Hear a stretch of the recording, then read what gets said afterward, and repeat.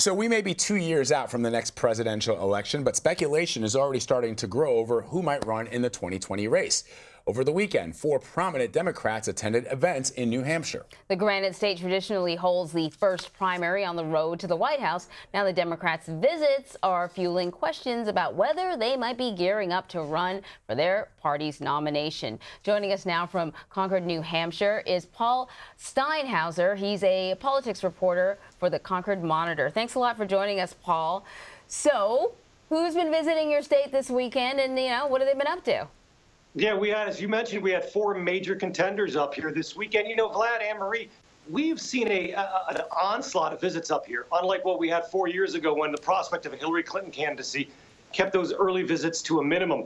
This time around, over the past year, we have had almost 40 visits from 12 possible contenders. One of them actually a declared candidate. That's John Delaney, who was up here again for the 8th time since he declared his candidacy last summer. He, of course, is a congressman from Western Maryland, not very well known. We don't have a lot of name recognition. I guess you got to keep coming over and over. We also had, as you can see from your screen right there, Jason Kander, who's now made his 11th. Yes, that's right, a whopping 11 trips up here. He's the former Missouri Secretary of State and the founder of Let America Vote, which is a pro-voting rights group. Of course, we have our own voting rights issues up here in the state of New Hampshire. Eric Garcetti, the LA mayor, was here yesterday. He gave the commencement address at Southern New Hampshire University. And on Saturday, Julian Castro, the former Housing and Urban Development Secretary under President Obama, was here giving the commencement speech at New England College and also speaking one-on-one with the chairman up here of the Democratic Party, Ray Buckley. So these visits underway. 3 of those 4 people, potential contenders. Again, Delaney is actually declared. And as I said, we are way ahead of the pace 4 years ago. We are getting a lot of these visits. We got more coming up in the next few weekends, including a visit by Eric Holder, the former Attorney General under President Obama, who is also, yes, considering a run for the White House in 2020. Wow. So you did speak with Julian Castro. I wonder what he had to say. He's fairly young, and it feels as if perhaps this crop of Democratic contenders may be generating interest from a lot of younger potential candidates. Yeah, most of the visits are from younger people. And when I spoke to Castro about that, he really predicted that he thinks the next nominee will be of the younger generation, maybe somebody in their late 30s, 40s, or 50s, rather than somebody a little older, a.k.a. a Joe Biden, Bernie Sanders, maybe even Elizabeth Warren, if any of those 3 decide to run, which is possible. Remember, Biden really set the stage up here in New Hampshire a year ago when he visited by headlining a major Democratic Party dinner. So, and Sanders has been back here twice as well over the last couple months. So you mentioned that this is much, much earlier than it was the last time around. We're not even close to sort of heading into the midterm elections, really. Yeah. So I want to ask you, what do you think is fueling this interest in New Hampshire right about now? Well, yeah, you're right. This is much earlier than we saw 4 years ago, but it's kind of what we saw back in 2008, the 8th cycle and the 4th cycle as well, when you had a large field of Democrats in both those election years, and we did have a lot of early visits.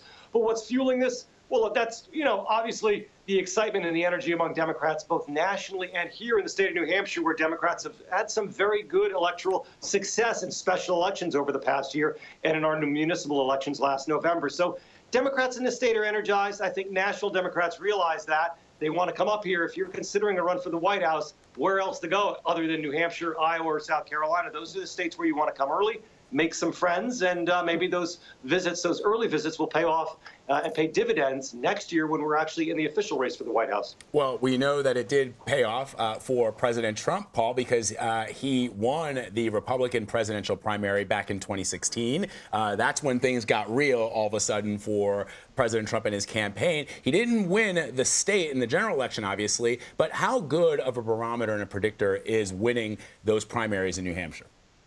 I think our track record was pretty darn good in 2016. As you mentioned, Trump won the New Hampshire primary, and then he went on to win the nomination and then the White House. On the Democratic side, Bernie Sanders won over Hillary Clinton by about 20 points here in the state of New Hampshire, which really foreshadowed his long and historic battle against Clinton straight through the primary process. And, he finally gave up after the primaries were over. So I think our track record was pretty good in 2016. So despite winning the primary here, President Trump did not win the actual 2016 election, right? So what does his... Very close. Oh, so he didn't win the state right. during the election. Right. So my question is, what does his approval rating, which is, not the greatest, what does it really mean now moving forward in the Granite State? Yeah, it is an important number to look at both here and nationally. And here, like it is nationally, the number is starting to rise. His approval rating is still underwater here in New Hampshire and nationally, but they are on the rise. And that's giving Republicans in this state a little bit of hope for the November election, that between that and maybe the tax cuts that were signed into law, they can stem the tide of what's expected to be a big Democratic wave this year.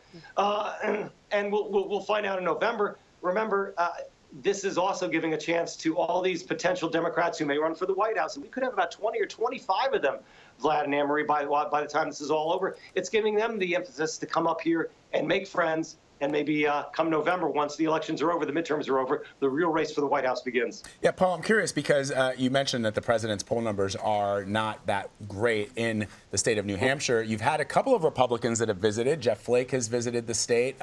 We know John Kasich has visited the state. So if the Republicans is it your sense that people are looking at perhaps alternatives to President Trump come 2020? You know, a lot of top Republicans that I speak to in this state, they feel that, yes, there could be the possibility that there could be the appetite for a Republican primary challenge here among Republican voters. As you said, when Flake was up here a couple months ago, I had a chance to talk to him. He's open to the prospect of the possibility of doing that. Kasich, of course, very well known here in the state, came in second in our primary. And if he did it again, I think we'd see a lot more of him. He'll be back here this summer, by the way. Kasich will be back this summer and again in the fall. So don't write him off at all. I think he's definitely considering a primary challenge.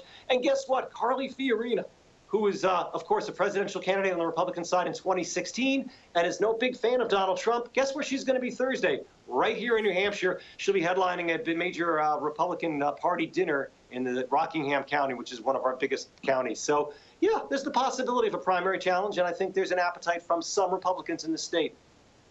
Very exciting. That is interesting. Hey, right? That's a name we haven't heard in a while. I hadn't heard that. Well, Yeah. 6 months from now. 6 months from now, it officially begins, and it's getting exciting. Yeah, for sure. Paul Steinhauser, always good to see you. Thank you. Thanks, Vlad. Thanks, Anne-Marie.